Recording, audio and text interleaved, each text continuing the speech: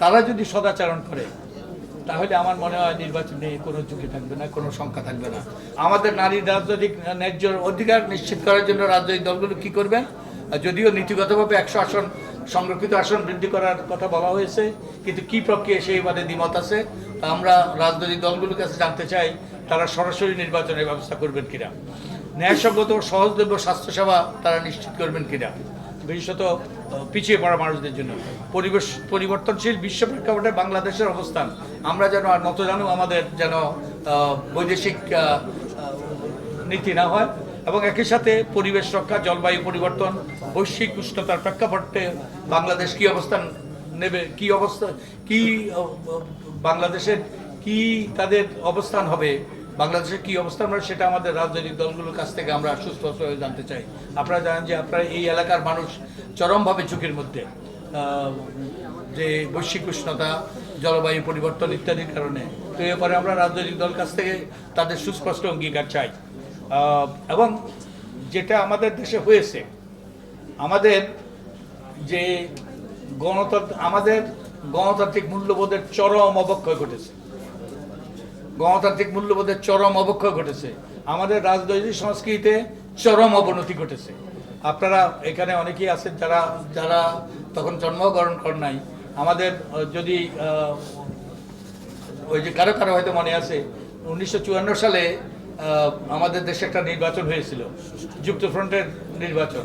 সে তখন ক্ষমতায় ছিলেন নুরুল আমিন, যে মুসলিম লীগের নুরুল আমিন, এবং সেই নির্বাচনে 54 সালের নির্বাচনে তারা কচুকাটা হয়েছিলেন। নুরুল সাহেব নিজে ঠকেছিলেন।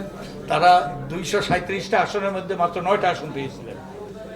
এবং সেই নির্বাচনের সময় কিন্তু আমাদের নির্বাচন কমিশন ছিল না। সেই নির্বাচনের সময় কিন্তু আমাদের এই যে আইনি কাঠামো, আরপিও ইত্যাদি কিছুই ছিল না। কিন্তু সেই নির্বাচনটা নিয়ে কি কোনো প্রশ্ন উঠেছে? কেউ প্রশ্ন করে না। কিন্তু আজকে কি এটা কল্পনা করা যায়? তো এটা আমাদের রাজনৈতিক সংস্কৃতিতে ব্যাপক পরিবর্তন হয়েছে। আমাদের রাজনীতিতে আজকে ব্যবসায়ী পরিণত হয়েছে। এই রাজনীতির মাধ্যমে যে অর্থবিত্তের মালিক হওয়ার সুযোগ সৃষ্টি হয়। আমরা আপনাদের এই সিটি কর্পোরেশন, গত 2008 সালে যারা সিটি কর্পোরেশনের মেয়র হয়েছিলেন, 4টে সিটি কর্পোরেশনের, তাদের আমরা দেখিয়েছি। ওই প্রথম আলোতে ডিসেম্বর 7 তারিখে আমার একটা আর্টিকেল বেরিয়েছে, ক্ষমতার সাথে জাদুর ঘাঁটি যুক্ত, যে যারা তখন মেয়র হয়েছিলেন 4 জন, তাদের সম্পদ আয় ওই যে আকাশচুম্বী হয়েছে। আর যারা পরাজিত হয়েছিলেন তাদের অনেকের কমেছে, অনেকের প্রায় একই অবস্থায় ছিল। তো আমাদের এই যে রাজনীতি কলুষিত হওয়া, এই কারণে আর আজকে আমরা যে গণতান্ত্রিক উত্তরণ, সুষ্ঠু নিরপেক্ষ নির্বাচন হলেও গণতান্ত্রিক উত্তরণ আমরা আশা করতে পারি না। এনিওয়ে, তো আমাদের অনেক আশা, বুক ভরা আশা, যে কারণ আমরা রক্তের উপর দাঁড়িয়ে আছি। আমাদের তরুণরা, আমাদের খেটে খাওয়া মানুষ প্রাণ দিয়েছে, রক্ত দিয়েছে একটা পরিবর্তনের জন্য, একটা গণতান্ত্রিক, শুধু সুষ্ঠু নিরপেক্ষ নির্বাচনে নয়, একটা গণতান্ত্রিক উত্তরণের জন্য, এটা টেকসই গণতান্ত্রিক ব্যবস্থা প্রতিষ্ঠা করার জন্য।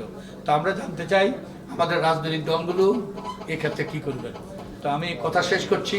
আমি তাদের কথা শোনার অধীর আগ্রহে অপেক্ষা করছি। তো আমি আশা করি যে তারা আমাদেরকে আশার বাণী শোনাবেন, এবং আমরা আশায় বুক বেঁধে আবারও নির্বাচনী কেন্দ্রে যাব। এবং আমরা আমাদের পক্ষ থেকে, ভোটাররা আমাদের পক্ষ থেকে আমরা আমাদের দায়বদ্ধতা নিই, এই যে যারা প্রাণ দিয়েছে তাদের প্রতি যে দায়বদ্ধতা, সেই ঋণ শোধ করার চেষ্টা করব। আমি আশা করি পরবর্তীতে আমাদের যারা নির্বাচিত হবেন তারাও সেই ঋণ শোধ করার জন্য তারাও তাদের দায়িত্ব সঠিকভাবে পালন করবে। অনেক ধন্যবাদ আপনাদেরকে। আমি একই প্রশ্ন আমরা উত্তর দিয়েছিলাম আমাদের ওই যে পিরোজপুরে, সেই যে এটা উত্তর দিয়েছিলাম, নির্বাচন নিয়ে শঙ্কা আছে, কিন্তু নির্বাচনের চেইন উঠে গিয়েছে ট্র্যাকের মধ্যে। এখন এটাকে ট্র্যাকচ্যুত একমাত্র একটা পক্ষই করতে পারে, সেটা হলো আমাদের রাজনীতিবিদরা এবং তাদের মনোনীত প্রার্থীরা। তারা যদি সদাচরণ করে তাহলে আমার মনে হয় নির্বাচনে কোনো ঝুঁকি থাকবে না, কোনো শঙ্কা থাকবে না।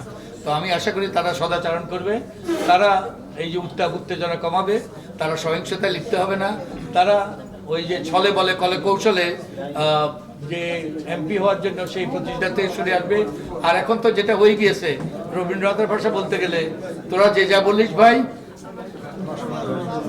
আমার এমপি হওয়া চাই, তোরা যে যা বলিস ভাই, আমার এমপি হওয়া চাই, ওই মানসিকতা থেকে যদি বেরিয়ে আসে আমরা we have a fighting chance, আমরা আশা করতে পারি যে আমাদের একটা সুষ্ঠু নিরপেক্ষ নির্বাচন হবে এবং ট্রেনটা তার স্টেশনে পৌঁছবে। তো ঠিক আছে, আমি কথা শেষ করছি। অনেক ধন্যবাদ আপনাদের।